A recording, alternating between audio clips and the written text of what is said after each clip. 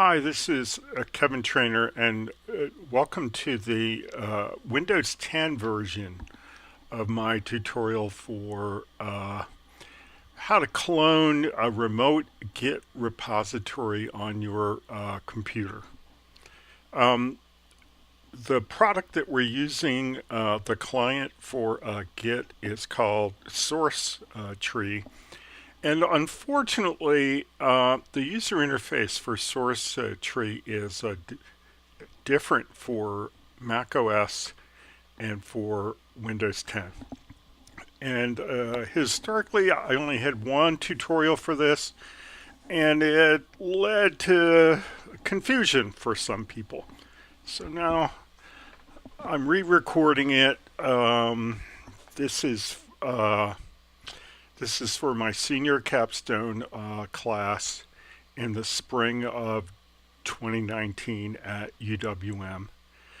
This is pretty specific to our class, so if you're just a person on YouTube who found this, it might not be very helpful for you. And I'm hoping this is going to have a pretty long life. So you could be doing this for a different semester in a different academic year. So the names of things would be slightly different, and I'll try to point that out as we go along. The project that we're working on in order to practice our Git is we're creating a static website that has information in it about our course. It has the names and some details of all the students, all the instructor type people. We're going to form into teams, so we're going to have information about the teams. And it's just a plain old static website with HTML5 and CSS. And the work that you're going to be doing is going to be pretty easy in terms of web development. And the new stuff is all going to be this working with Git. So the first thing that you have to know is that we have a common place where we have stored our content in a Git repository, and it's on a Git repository system called Bitbucket. And in a prior assignment, I had you get an account at Bitbucket. And I told you to associate it with your ID at UWM. And I have now created the repository. And what we're looking at is the Bitbucket web page for my account. My Bitbucket account that's associated with my email address at UWM. Okay? And as you can see, I have access to the repository that we're going to use. It's called Senior Capstone Spring 2019. So if you're in the fall of 2020, yours will probably be called Senior Capstone Fall 2020. Okay. Now, I have access to this because I created it and I'm the owner. Okay. The way I'm giving students access, this is a private repository. You have to be given explicit access in order to use it. So repositories have a group of users. In fact, let's just click through on the repository on my my Bitbucket account, and we're going to go down to settings, and we're going to do user and group access. And as you can see, at present, we've got two formal users who have access. Me, I'm the owner, and Awab Khan, who's our TA, and he has admin access. And I implicitly, as the owner, have admin access. I can also give access to members of a group.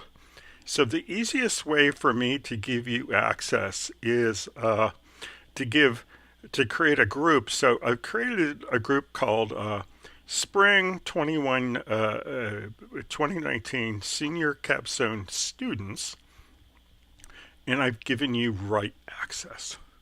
So that means that you're able to read from the repository and write to the repository.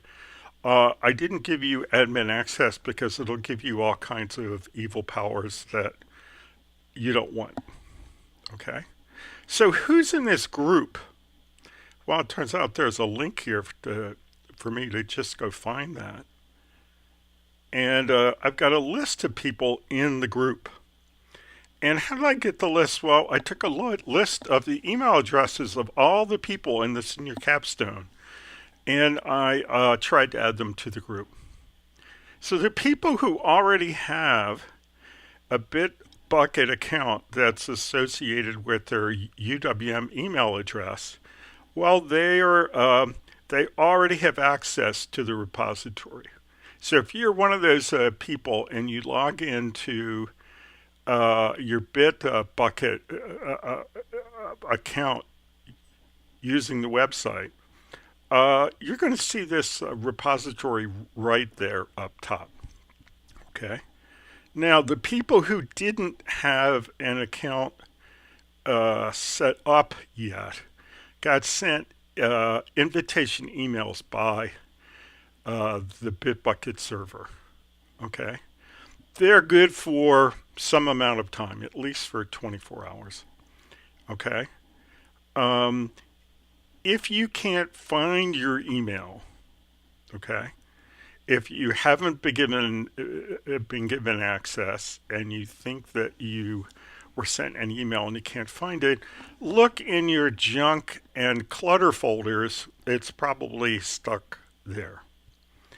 If unfortunately you don't get to find your invitation until it's already expired, we're going to have to resend an invitation. And how can we do that? Well, you can go to the service desk for our course and put in a request. And in that request, say that you need us to resend the invitation to the repository for this class and include your UWM email address, because we're going to look it up and then we're going to say resend invitation. So by the time we get all those things done, everybody will be up here. There'll be a proper member of the group. And let's look at this. These have no access to this account's repositories. What do we want that to say? Write access to this account's repositories. So that was a problem, and now we've got that fixed. Okay, write access. Okay, so let's go back and find the repository, and we'll go on to the next part. So that's how you can get to the point where you log in to your Bitbucket web account, and in your list of repositories that you see on your top level page, you see this repository. So click it, okay? And now you'll remember what we're trying to do is clone the repository on our local machine. In my case, this is my Windows 10 virtual machine that runs on my Mac laptop. Okay, so how do you get the information for cloning it? Well, over on the right-hand side, there's a button called Clone that we're going to click. If a year's gone by or so, it might look a little different. Okay, but there'll be some way to get the clone information. So we're going to click on clone. And there is here for us a line of text. This is a line of text that we would type in at the command line on a local machine if Git was installed and we had a command line window open. This is how we would clone the repository on our local machine. We are not using the command line. I mean, you're certainly free to do it, but that's not the way I'm teaching it. What I'm going to do is I'm going to copy this line of text, okay, and then I'm going to open a text editor. And what do I like? I like WordPad. WordPad's a nice text editor. Windows accessories. WordPad.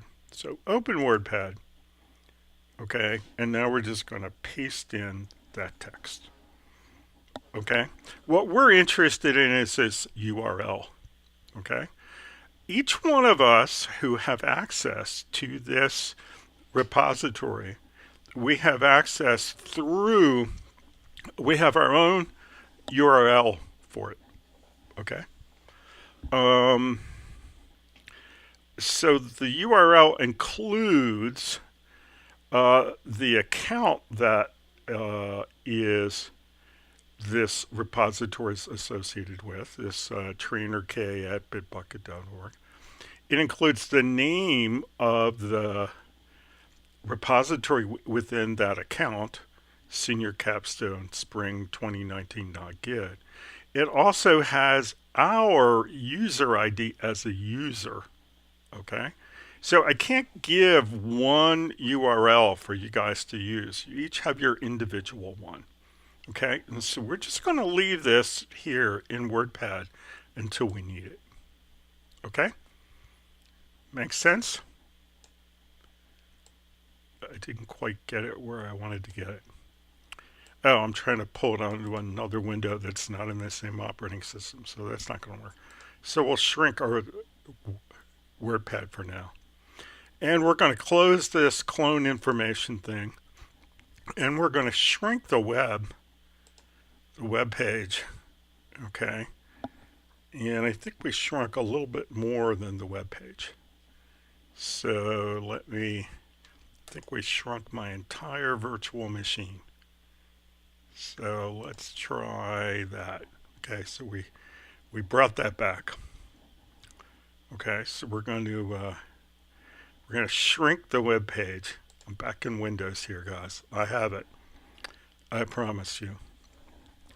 And we're going to go to the client for source tree. Okay, and I've pinned an icon down here to my taskbar for that. So I'm going to click on my icon for source tree. If you haven't done that yet, you're going to have to go over and find it. If you're hunting for it over with the rest of the programs, it's under Atlassian. Okay, so here we are. So the client for source tree is a little different. In fact, it's a lot different in Windows and Mac OS. So let's see what we're going to do. Well, we don't have any repositories on the local machine that source tree knows about. So let's go up and click on File, clone/new, and it wants to know the URL. Okay. It says cloning is even easier if you set up a remote account. Well, I think we need to do that. I think we already have a remote account set up here. So let's do this. Let's click on remote account. And oh, it can see that I have an account, Trainer K, Bitbucket. I had everything I needed. So that was good. Now, how did I set up that account in uh, source tree? Well, let's work on that. Okay. Um, let's go to the source tree client. We're still in the source tree client. Okay. And let's look for tools, options. Okay. And where are clients? Where are the different remote repositories that we're going to be able to use? Well, oddly enough, it's over in this tab called authentication. Okay. And under accounts, I have one account. It's already set up. Okay. If I wanted to set up another account, I could set up another account. So let me do this. Well, I'm not going to do that right now because we only need one account. What information does it take when you add an account? Well, right now I'm just going to click on this account and I'm going to say I want to edit it. And here's what it wants to see. It wants to see what the hosting service is. Okay. And then the host URL, I think it probably fills in for you. What's our preferred protocol? Ours is going to be HTTPS. What kind of authentication are we going to... Now, the protocol, it might default to SSH. Don't do it. HTTPS. The authentication, we want ours set to basic. It might get accidentally set to OAuth. Don't do it. Do basic. Username. This is my username at the Bitbucket site. And of course, I refreshed the password and then it checks the authentication. So if I were setting this up for the first time, I'd put my password in, which I'll do again.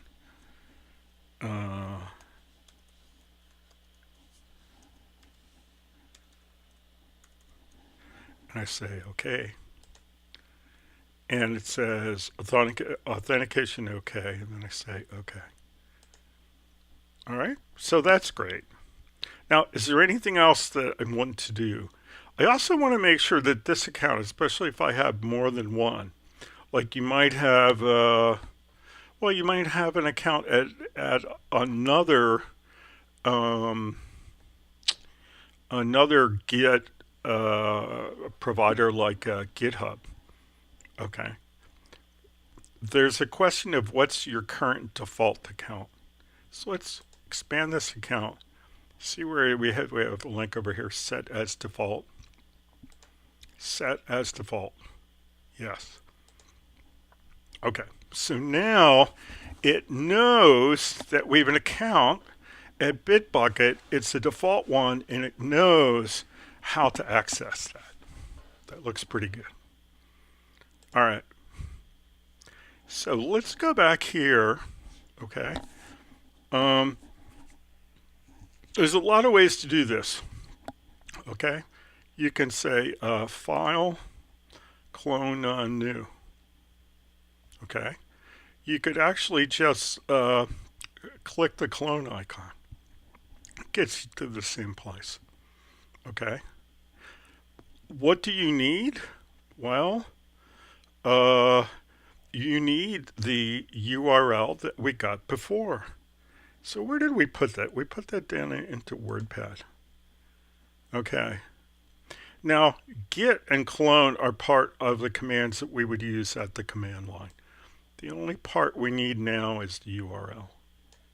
So we're going to copy that and come back and we're going to paste it right here. I did it with a control V. Okay? Destination path. When you click down here, okay, I clicked in the destination path box. It generated the default place that it wants to put it. So it wants to call it the same thing it's called at GitHub. That's what we want to do. It wants to call it Senior Capstone Spring 2019. Okay. And it wants to put it in the documents folder under the Kevin Trainer user. That looks good. Okay. Did you notice that it says up here repository type? This is a Git repository. That was a good sign. It meant it went out, it found it, it can see that it's a Git repository. This product does actually work with other kinds of repositories that we don't cover in this course.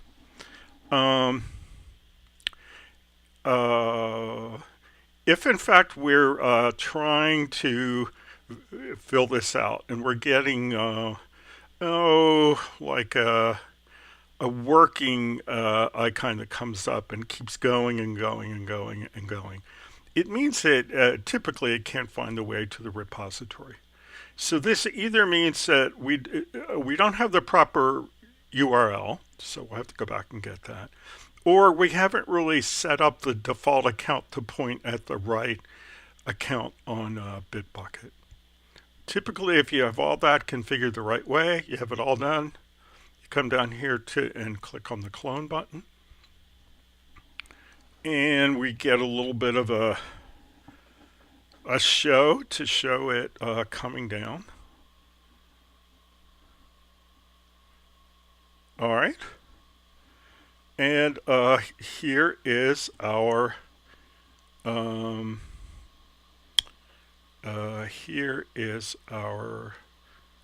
client. Now, what's kind of interesting is that this is looking more and more like the way things look in the Mac client, and that's a good sign. Okay.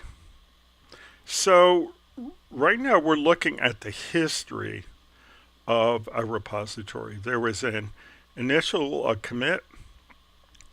There was another commit, revised content in the student sample.html file. And then there was the third commit, revise content in trainerkevin.html. That's my instructor page. Well, why are those here already? Well, because I've already done the tutorials for the Mac OS side. And these are the changes I've made.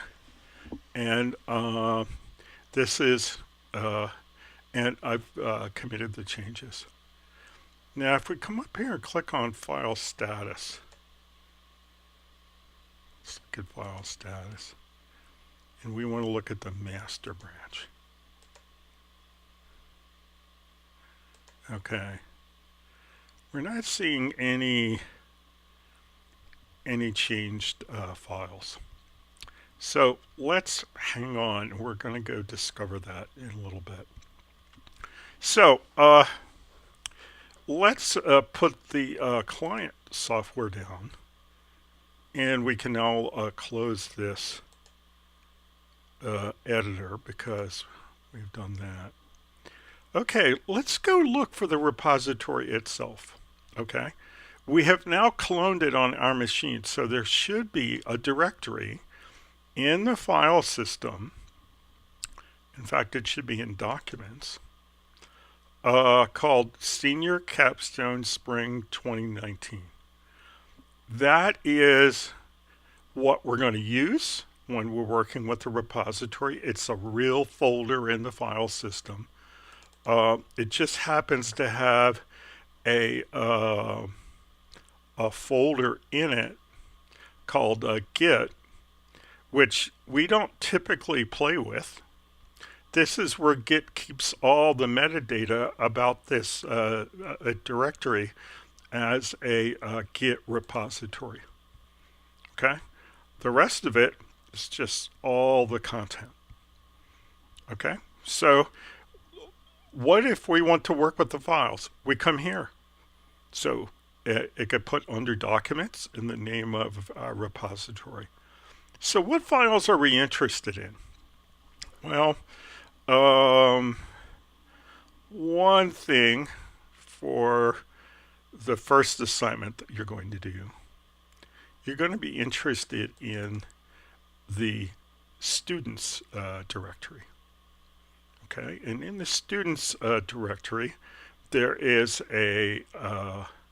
there's a file, there's a .html file for each person in one of my sections in the current semester. So, for instance, let's look at the file for Brett Long. Okay, if I simply double click on that, it'll probably open in the browser. Edge. Okay.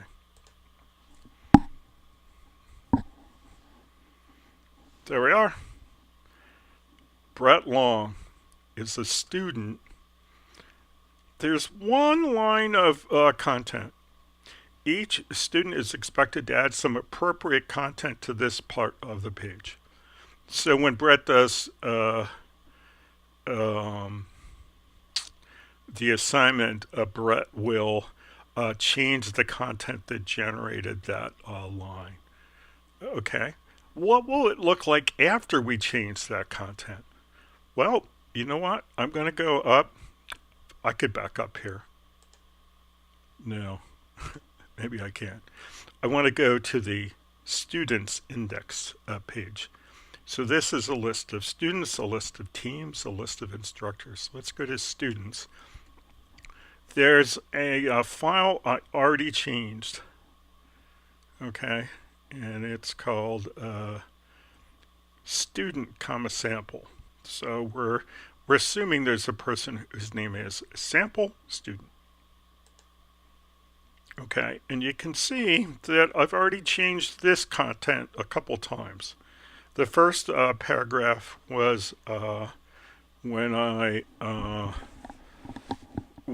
did the clone on the Mac OS version.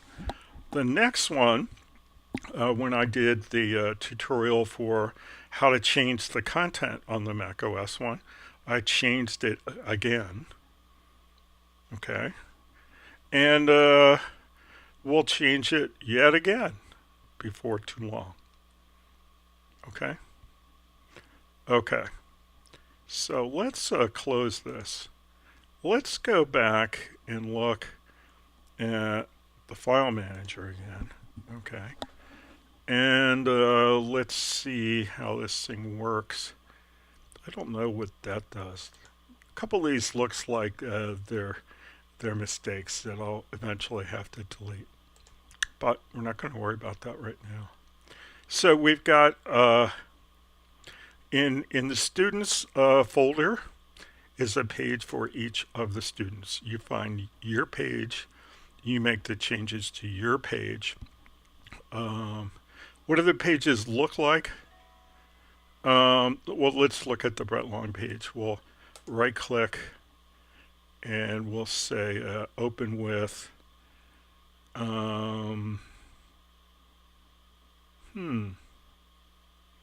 let's choose another app. Let's open with an editor. More apps. And some more apps. And we want to look for WordPad. That looks good. Okay. And here's the page for Brett. Okay. There is a paragraph that Brett's expected to change. Okay. The content is in italics, really only because I wanted to call your attention to it. So typically when we replace the content, we don't put it into italics. It's not wrong to do it, but it makes it easier for us to grade the page to see that it's not in italics anymore. Okay, so that's one of these. Okay, and then the other one that we talked about that's already changed is student sample. So let's open with, and now it offers me WordPad. That's nice. So student sample's been changed a couple of times. Okay, and I'm going to add a little bit more content. So I'm going to add a P tag for paragraph and say I added this content during the Windows 10 clone repository tutorial. Oop. And then I want a NP tag. Just like that. Okay? All right, so I changed one there. That looks good. And let's save that. Now, I want to show you another thing here. Let's go back up a level in the directory system. Let's go to instructors. In instructors, I have a page, trainer cabin. So I'm going to open that. Now, we're all on our honor only to work with our own pages. Okay. I have two because I'm the instructor, but I have my demo page and I have my instructor page. So this is the second version of content for Kevin. And I'm just going to change this. I'm going to say this is the third version of content for Kevin. This is the third time I've come in here and I've actually changed it. So I'm going to save this and close it. Okay, so now I've changed two files. Okay. Oh, I just want to show you one other thing. Where are all these index files? Well, the top level index file is just right here in the main directory. It's called index.html. That's how we know to start it up. It's the student's index. There's also an instructor index and a team index. So for instance, if I say I want to run this, I get the top level student page. Okay, so this is a top level page. And then when you want to go see the teams, you can go here. Okay, there are individual team pages. I'm going to have you complete these at the end of the course. And if we go to instructors, we can see their individual instructor pages. There's one for me. There's one for my friend Awab Khan, who's working as the TA person in the current semester. But if you go to my page, you'll see this is the third version of content for Kevin. So this directory that we're in, it's where we work and it's the repository. What makes it a repository? Well, the thing that makes it the repository, oh, I did that again.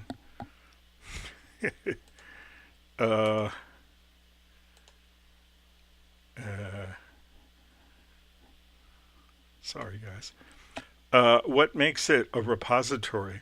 Well, what makes it a repository is this .git directory.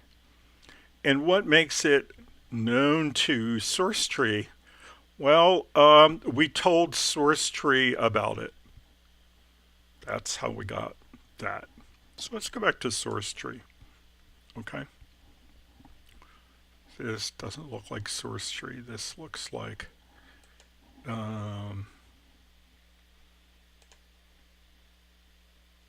this looks like my Bitbucket account, and it is. Okay, so let's shrink that and shrink this. And let's go back to source tree. This looks like it's the source tree that's open. So we'll do that. Okay, so now you can see we have uncommitted changes. Okay, how about that? That looks good. And let's look around a bit. Okay, so if we go to the master branch, it has this capability for branches. Okay, that allows a team to be working on several versions of their project at the same time. We're only going to use the master branch. If you create another branch accidentally, you're going to have to learn, you're going to have to teach yourself how to merge it back into the master. So on the master, you can see those three commits that I already had, plus uncommitted changes. Now, if you want to see what the uncommitted changes are, go up to File Status up here and click on the little triangle thingy, and then go and look at working copy. Okay, so that's the state of the repository. Now here is a way that the client in Windows is different than the client in Mac. The client in Windows has a higher fidelity to the concepts that you would use at the command line with Git. Git has this concept of the files that are changed. Okay, the first thing that you do is you stage them, and then from the files that you have staged, you can commit. You can do a commit of all the files that have been staged. Now, it seems like a lot of extra work. Okay, and in this user interface, it kind of is. But what you can do here is that this is the use case that this is going to address. Let's say I've been working all afternoon, okay, and I've really not just done one thing, right? I've really done 3 units of work. I'd like to commit those individually, okay? Because we put like a comment that goes in with the commit that describes the work that's there. It's a way to help us find the commit that things went in on and all that kind of stuff. So perhaps we worked on 3 different projects, or we added 3 different features to this project. That's probably more appropriate. Well, then, wouldn't we like to commit things in batches? Well, this concept of staging allows us to do it. Okay, every time you stage a file, like I'm going to take students students.sample, okay, and I'm going to select that, and I can say stage selected. Up it goes. Okay, so this is ready to commit. Anything that's up there under staged files is selected for committing. That's all that staging really means. Okay, what else can we look at? Well, wherever the file is, either down here under unstaged files or up here under staged files, if we highlight it, we'll see over here what changes were made. Okay, and we can see a plus in green. That means I added this line. Okay, if I go down here on trainer.kevin, uh, we have a minus and red or pink and a plus and green. Now, what's really interesting is you may not have thought of it this way, but whenever we do a change, we can implement it by a delete and an add. And that's the way that Git thinks of these lines of text. So what has happened here? Well, we changed the word second to third. So what it did is it deleted the original line and it added the new version. Okay, and being able to look at these is sometimes very helpful. What if we had a typical use case and we just did one unit of work, we had changed about 5 files, right? Oh, by the way, if you have things up here, they've been staged. You can unstage selected, or you could unstage all, and they just go back here. Okay. What if we had just we changed 4 or 5 files. It was all one thing, all one feature. We wanted to commit them together. We could just click stage all. Now they're staged. Now they're ready for the commit. Okay, let's just do 2 here to show that we can do 2. So I'm going to unstage selected, get rid of that one. Okay, so here I'm going to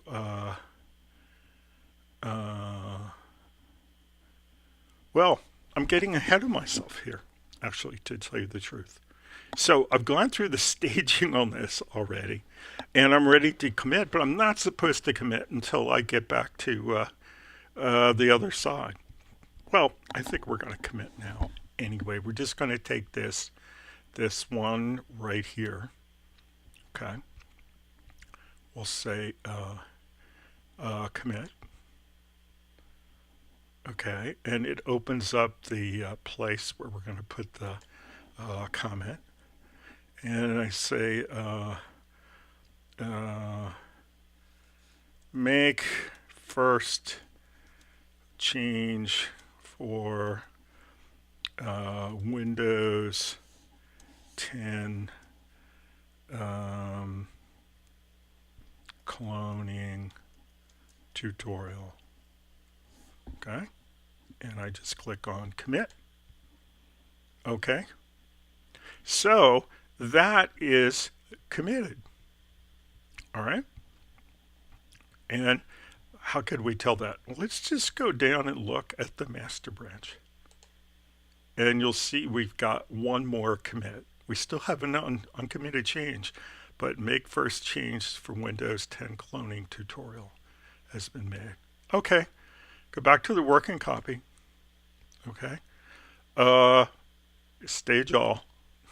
It's going to bring up the one that's left. Say we want to commit it.